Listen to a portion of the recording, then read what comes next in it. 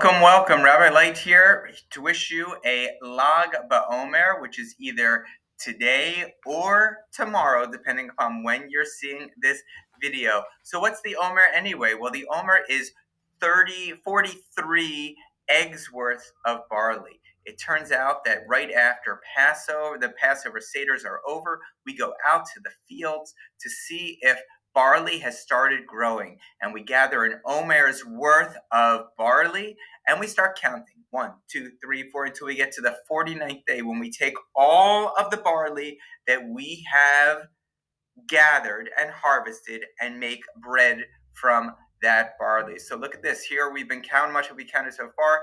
3, 4, 5, 6, 7, 8, 9, 10, 11, 12, 13, 14, 15, 16, 17, 21, 2, 3, 4, 5, 6, 7, 28, 29, 30.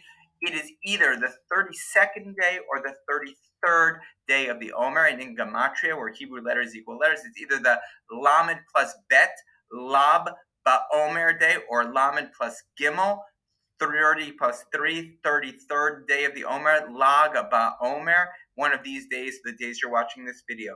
So why do we count the Omer? Well, we're counting this time period between Passover and the holiday of Shavuot, the holiday where we get the Torah, which should be a really exciting time period. But here's the great mystery. It's actually kind of a sad time period for the Jewish people. And we know that because people don't get haircuts or beard trims during that time. People don't have a wedding during that time. And people often don't dance to live music at that time. However, what happens on day 33? That frown gets turned upside down and becomes happy. The question is, why? Well, we know it's happy because on Lag BaOmer, there are often bonfires, there are often weddings. People are getting hairs cut and beards shaven on that day. So welcome to what we're going to be exploring today, the great mystery of the Omer and the great mystery of Lag BaOmer. And it all starts with Rabbi Akiva.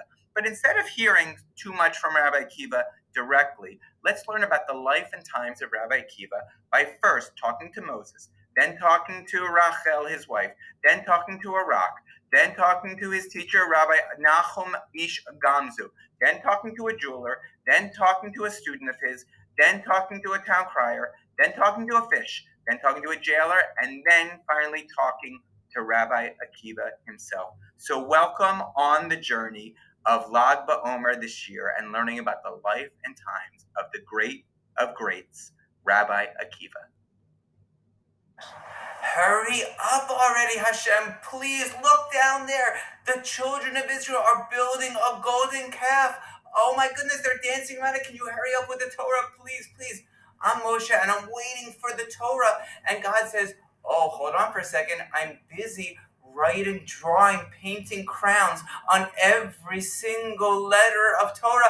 God, hurry up. But why are you making all these crowns? And then God turned to me and said, because, Moshe, one day a great man named Rabbi Akiva will come, and for every single crown, for every single special painting on each and every word of Torah, Rabbi Akiva will find new laws that have never been discovered before. And I said, Hashem, if that's the case, why aren't you making a Rabbi Akiva, Moshe? He's so much better than I am. Make him the giver of the Torah, Hashem. And Hashem turned to me and says, shh, quiet, that's my decree. Look at this beautiful flower. Akiva over there, that shepherd, he gave it to me. And he wasn't even worried about the fact that I'm Rachel, Kalva Savua's daughter. I mean, he came right up to me and gave me this flower. I really like him. The only thing is my dad would never let me date him, let alone marry him. But I think about marrying him because I just see so much potential in him. He's full of life and he understands the world. There's only one problem. He just doesn't have any motivation to be anything other than a shepherd. And to tell you the truth, he's so special that I would really leave everything I have and all my privilege to marry him and live in poverty because the money isn't what really bothers me. But there's something that I know about him that makes it so that I think that he can't fulfill who he really is meant to be. He's never gone to school, he's never learned to read, and he's never learned Torah. And the reason why I really like him so much, he's just so humble and he sees the world in such a beautiful and special way. And he treats people so nicely. He has so many good qualities already. Imagine if he went back, learned how to read, and studied Torah at a yeshiva. After that, he would be unstoppable. Who knows all the amazing things he could do in this world? And then we could be married and I could be his wife. We would be a power couple. Hey there, everyone. I'm a rock, and for some reason, I've had since the time I was born a drop of water that keeps on dropping and dropping and dropping on me each and every day. I have no idea why. I can't look and investigate because I'm just a rock and I'm basically stuck where I am.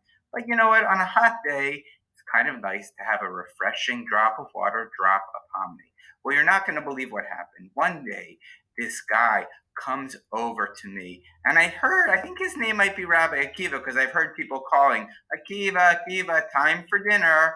And he looks at me and he's staring at me for a really long time. Here I am, just a rock with water, a drop of water that drops on me. Drop, drop, drop, nothing special. And then I hear him say this amazing thing. He says, "Oh my goodness, look at that.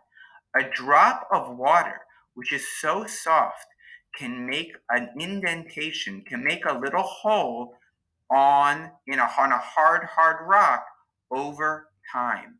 And then Rabbi Akiva shouts, "If that's so, then certainly Torah that I study day after day after day can enter into my thick, thick head, even if it's as thick as a rock."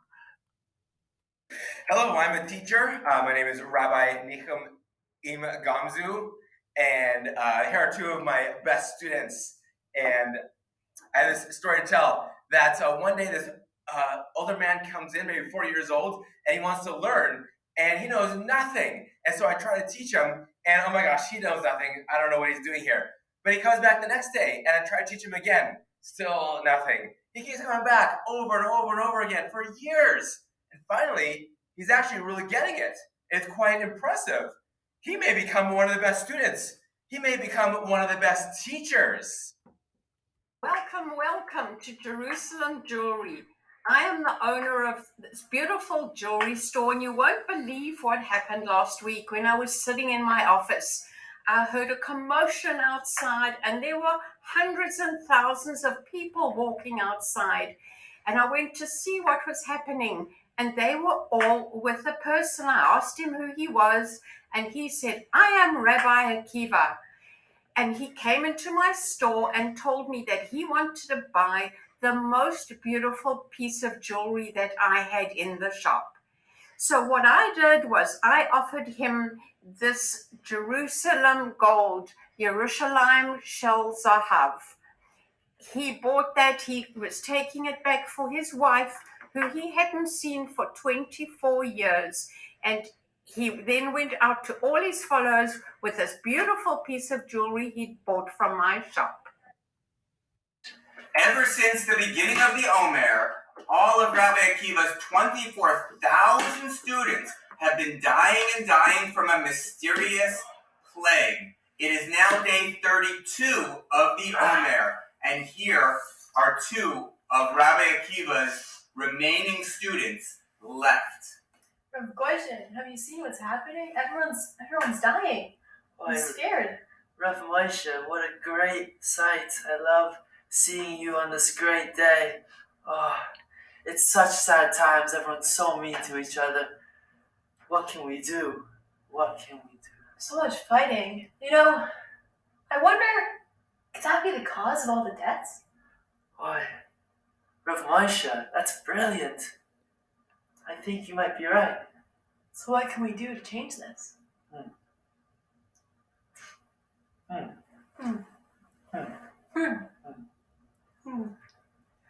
I have an idea. What is it, Rabbi Goishin? What if we're all nice to each other? Tell all the students. Tell everyone. It's perfect. So Rabbi Gershom and Rabbi Moshe spent the entire 32nd day of the Omer walking from person to person, from student to student, pleading with them, begging them, convincing them to be nicer to each other. And let's check out the results. Oh my gosh. Is it the 33rd day of the Omer It's already? the 33rd day of the Omer. We made it. We made it. It worked. We're alive another day. Oh. Baruch Hashem. Thank Baruch God. Hashem. Wow, what a day to be alive. Hi, I'm the town crier. Hear ye, hear ye. By order of Hadrian, the emperor of the Holy Roman Empire, the Jews will no longer be able to marry other Jews, celebrate Jewish holidays, study Torah, ever.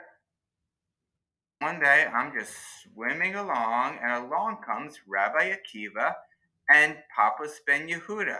Papas Ben Yehuda was very upset that Rabbi Akiva kept on teaching Torah, even though Hadrian, the emperor of Rome, said, if you teach Torah, you will be put to death.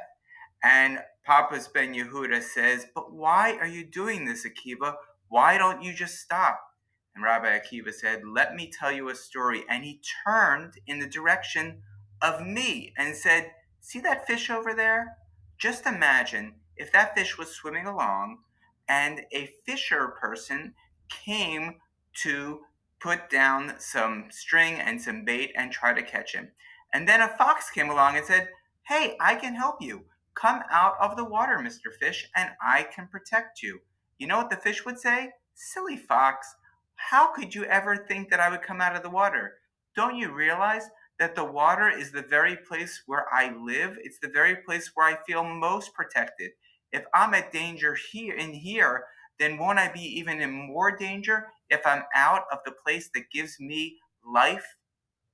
And then Rabbi Akiva turned to Papas Ben Yehuda and said, the Torah is our life and our protection. The Torah is where we live. If we're at danger when we're teaching and living Torah, won't we even be in more danger when we're out of our natural element? Won't we be in more danger when we're away from the very thing that gives us life? Akiva knew what the punishment would be if he taught Torah in public. And yet he did it anyway, and that's what brought him to my domain. I am the head jailer of the Jerusalem jail, and Rabbi Akiva was with me for 3 years. And normally, when someone is placed in a Jerusalem jail, they say, I'm sorry, I'll never do it again. Please forgive me. I'm a changed person. But no, Rabbi Akiva kept on teaching Torah. Even when he was in prison, there was a line of people ready to visit him, and I said, no way. Hadrian said no teaching Torah in Jerusalem, and I am going to enforce it. Hadrian entrusts me with that. So I said no more visitors for Rabbi Akiva. But did they stop? No, they found a new way to learn Torah from Rabbi Akiva. They would walk by his cell door window, and they would pretend like they were merchants selling bread and selling wool and selling clothing, and they would yell out, clothing for sale, 5 shekels a piece. What does the Torah say about this? Torah, bread for sale, 5 shekels a piece, 2 shekels a piece, 1 shekels a piece. What does the Torah say? And Rabbi Akiva would hear those questions and would shout out from his window, the Torah says this, the Torah says that. Even though Rabbi Akiva knew it was so dangerous, he couldn't stop teaching Torah, even though his students knew about the punishment of learning Torah in Jerusalem. They couldn't stop learning Torah. Oh, that Rabbi Akiva, doesn't he realize what the punishment will be? Doesn't he realize that teaching Torah at this time in the city of Jerusalem is very, very dangerous? These candles are precious for someone in jail as long as I am. However, I use them and I light all my 3 remaining candles tonight because I know that tomorrow I will die. But I smile because I know that I've used my life to help spread the joy and the light of Torah to so many people. And even though my life will be taken tomorrow, I will use my very last breath to declare the truth that I know, that I want all of the Jewish people to know from now and forever. Shema Yisrael, Adonai Eloheinu, Adonai Echad. So how can I be sad when I am given the moment to declare to all the truth, that even in the lowest of lows, I can find a way to show and declare the greatness of Hashem.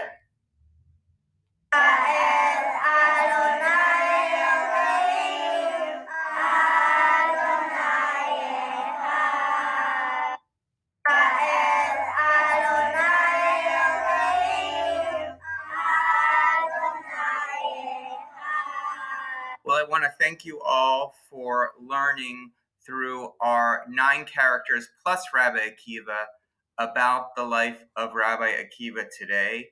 I hope you understood how it is that Rabbi Akiva connects to the day of Lag BaOmer, the day that you're celebrating either today or tomorrow.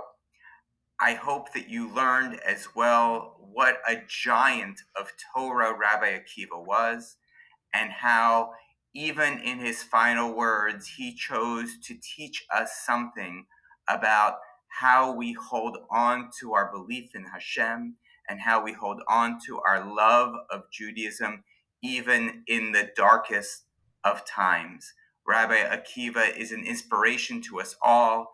His life and his transformation from a farmer who knew very little, almost no Torah, to the greatest Torah teacher of the world is an inspiration to us all. So I wish you a happy Lag BaOmer, and I thank you for learning about the life of a great, great man, Rabbi Akiva.